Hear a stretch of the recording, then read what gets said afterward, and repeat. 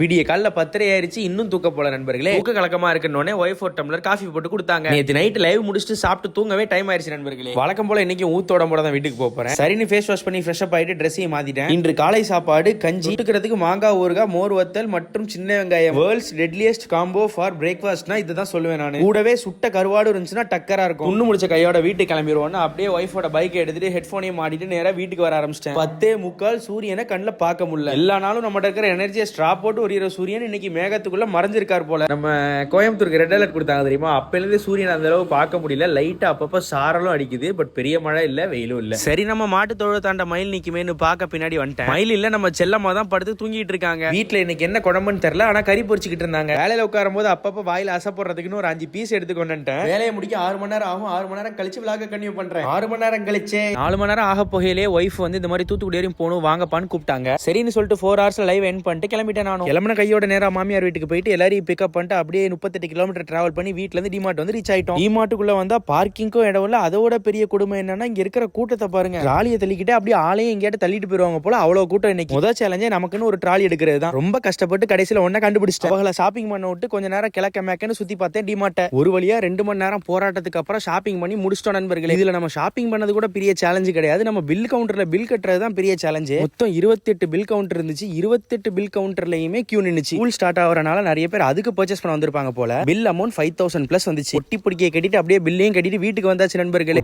புரோட்டா ஒரு வெட்டிட்டு அப்படியே தூங்க போனோம்னா டே ஓவர் நண்பர்களே. மேலும் இது போன்ற இயல்பான வாழ்வியல் விளாக்ஸ் பார்க்கறதுக்கு நம்ம சேனலை சப்ஸ்கிரைப் பண்ணி இந்த வீடியோ மறக்காம லைக் பண்ணிக்கோங்க.